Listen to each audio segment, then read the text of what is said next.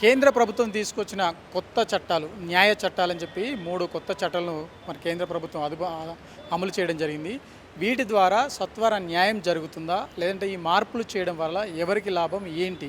దీంతో ఇదే విషయం మనతో మాట్లాడేందుకు భవానీ రెడ్డి అధికార ప్రతినిధి మనతో పాటు ఉన్నారు. కాంగ్రెస్ పార్టీ నుండి ఆమెను అడిగి తెలుసుకున్నాం. మేడం, ఇప్పుడున్న పరిస్థితులు ఈ కొత్త చట్టాలు తీసుకురావాల్సిన అవసరం ఉందంటారా, లేదంటారా?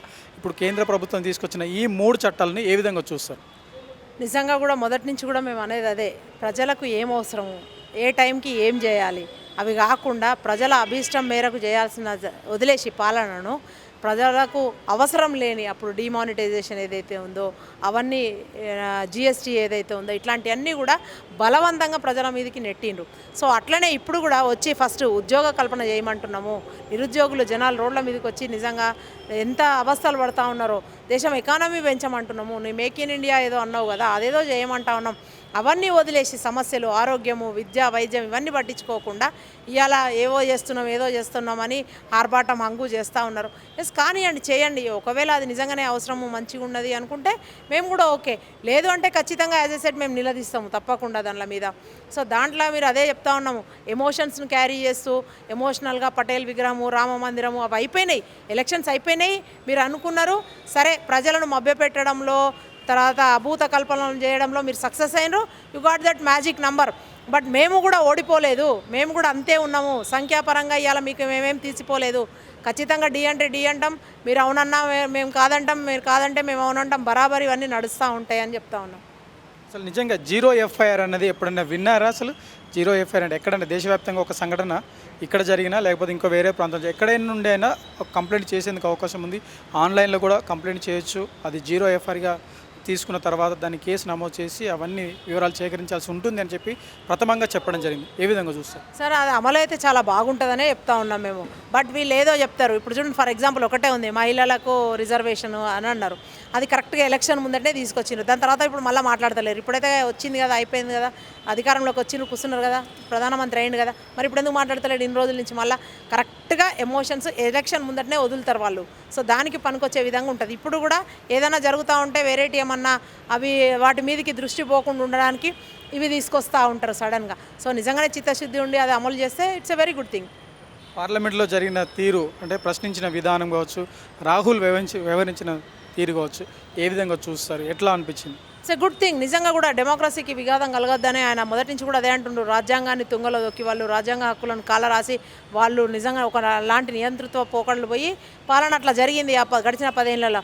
ఇప్పుడు ఏమంటున్నారంటే రాహుల్ గాంధీ గారు నిజంగా కూడా కరెక్ట్గా మాట్లాడిండ్రు. ఆయన మాట్లాడిన తప్పేముంది? బీజేపీ, ఆర్ఎస్ఎస్, మోడీ కాదు హిందుత్వ అంటే, హిందుత్వ సారం గురించి మాట్లాడుతుండ్రు. అహింస, ధైర్యం అనేది హిందుత్వ సారం. సో హిందుత్వ అహింసకు సింబల్ త్రిశూలం, అది చూపించారు. తప్పేముంది?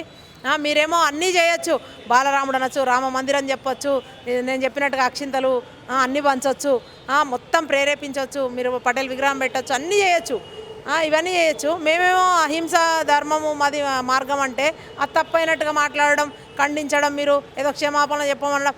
మేము అడుగుతున్నాం, ఇలా విలువైన హౌస్ టైంని మీరు ఖరాబ్ చేసినందుకు, బర్బాద్ చేసినందుకు మీరందరూ కూడా బేషరతుగా క్షమాపణ చెప్పాలని అడుగుతా ఉన్నాం. ప్రత్యేకంగా అక్కడ శివుని విగ్రహం తీసుకొని వచ్చి హౌజ్లో చూపించిన విధానము, మాట్లాడిన విధానము అందరూ విమర్శ చేయడం జరిగింది. అసలు ఇది సమంజసం అంటారా, కాదంటారా?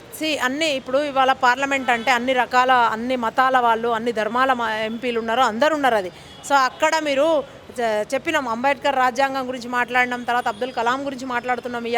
ఇవాళ నిజంగా కూడా మనము అది ఇచ్చిన హక్కు ఇవాళ మనం గౌరవించకపోతే ఆ బిడ్డలందరూ మన జాతికి దొరికిన రత్నాలు వాళ్ళు ఏమైపోతూ ఉండే. సో చాలా 100% రాహుల్ గాంధీ గారు ఏం చెప్పిండ్రు చూపించి అహింసకు ఇది చిహ్నము అని చెప్పిండ్రు. సో మీరు హింసను ప్రోత్సహిస్తూ ఉన్నారు. బీజేపీ అనే ఒక మత జాడ్యం, అది పార్టీ, అది తీసుకొచ్చి హింసను ప్రోత్సహిస్తున్నారు. మీరు అహింస మాటను హింసను ప్రేరేపిస్తున్నారు. ఇట్లా ఉండాలి అని చెప్పి మన ధర్మాలు ఇవి చెప్పినాయని చూపించిండ్రు. తప్పేముంది? మీరు రాముని చూపిస్తే మేము శివుని చూపించినాము, తప్పేముంది? మీరు జై శ్రీరామ్ అంటే ఓం నమ శివాయ అంటున్నాము, తప్పేముంది? ఈసారి పార్లమెంట్లో కాంగ్రెస్ బలం ఖచ్చితంగా వినిపించండి. ప్రతిపక్షంలో కావాల్సిన మెజారిటీ ఉంది.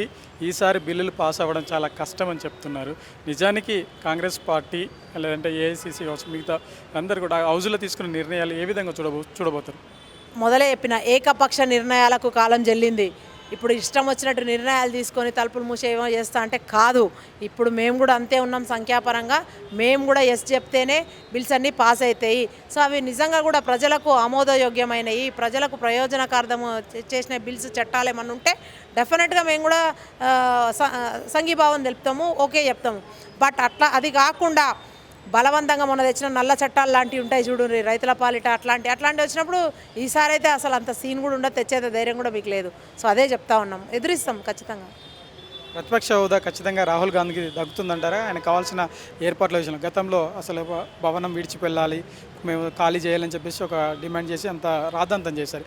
ఇప్పుడున్న పరిస్థితుల్లో అదే ఇంటిని మళ్ళీ తిరిగి ఇవ్వాలి, తర్వాత హౌస్లో కూడా తనకు ప్రత్యేకమైన బెంచెస్ ఇవ్వాలి, తర్వాత తనకు కావాల్సిన జెడ్ కేటగిరీ కావచ్చు ప్లస్ సెక్యూరిటీ ఇవ్వాలి అని చెప్పేసి అన్నారు.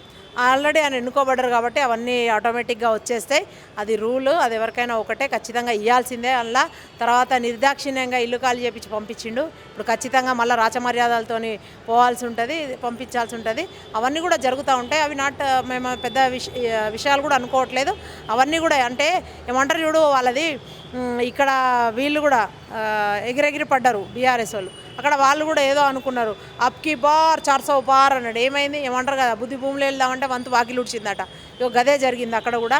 ఏదో అనుకున్నాడు ఇసుక తిరుగుతా, ఇంకా ఎంత దూరం కొనెళ్తుందో. ఈయన ఇట్లాంటి ఏకపక్ష నిర్ణయాలు తీసుకుంటే ఆయనది కూడా టుకుడా పార్టీ, ఆయన ఏం సింగిల్ రాజేష్ పార్టీ కాదు, 14 పార్టీలు కలిసిన కూటమి ఆయనది కూడా.